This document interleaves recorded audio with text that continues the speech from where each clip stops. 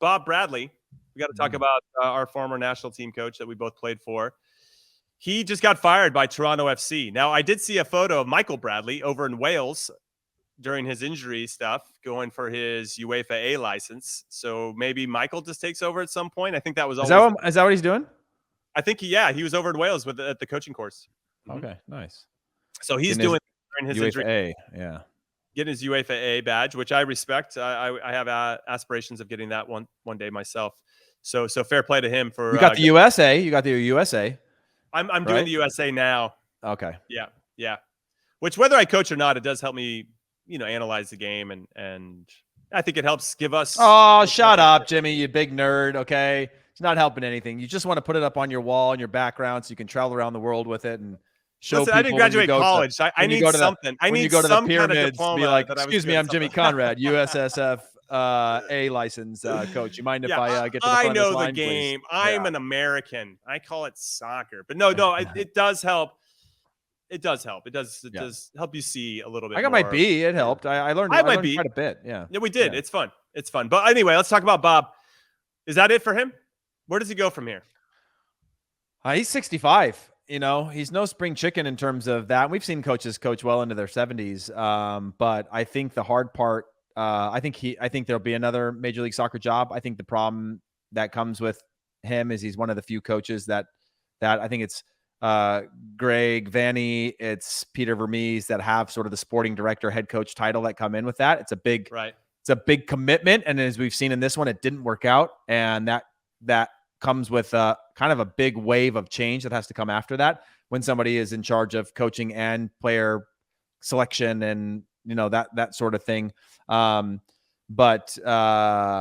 mean, he took, I think he burned out LAFC by the end of his time there from what I understood. Like just you and I both know Bob's relentless in his expectations and demands. And I think he'd burnt out a lot of those guys who, again, whether that's by time and the expectations over time or again, just sort of what that all means.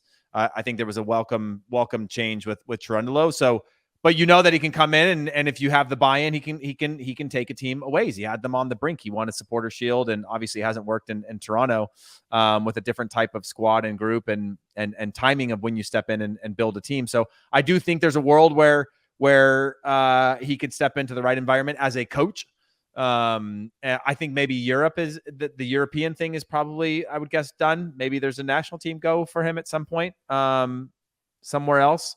It's hard to know. I mean, he's got enough credibility and success as a coach that it's hard to think that there won't be another option for him in Major League Soccer or call it a national team job somewhere if he wanted to take an adventure. It's interesting. Obviously, he's had tremendous success. He knows how to get teams to do special things and win games, right? I mean, he's done it throughout his whole career, but not here.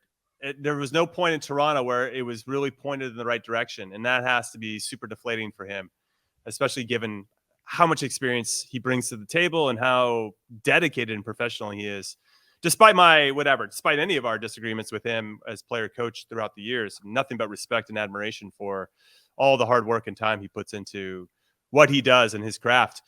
But yeah, at some point it's just not going to work. And it's sad. You have a guy that's had tremendous success at the club and national team level and managed Egypt during a tough time and first American in the Premier League. Like he's got all these incredible accolades and for it to flame out in Toronto FC the way that it has in particular is it's disappointing, but that's like whoever gets the hero's welcome on the way out or the hero's goodbye. It's even as a player, right? Like there's very like the way that you want 0.001% get to finish on their terms and on a high with a trophy and like everything going well. You kind of just, the flame burns out. I'm not saying that's the case for Bob, because I think his story will end differently than it is now, for sure. I just don't know in what regard that is yet. I think he's still got some miles left in the tank to be impactful somewhere. He's obviously been successful building teams and building clubs and getting things off the ground. That maybe that's where the next step is. I'm not saying that's necessarily San Diego. That could be a national team. 2026 changes the desire, I think, for national teams. Again, more teams will make the World Cup. Maybe there's an opportunity there to go on a dream run with a fringe national team and get them into a World Cup or something like that. If again, at 65, you got to be really willing to take that adventure if you want. Yeah, I mean, the thing I think about the most when I think about end of careers is Michael Jordan. He ended his Chicago Bulls career on the best thing he could ever, hitting the last shot to win the NBA title for the 6th time with the Bulls, and he was out.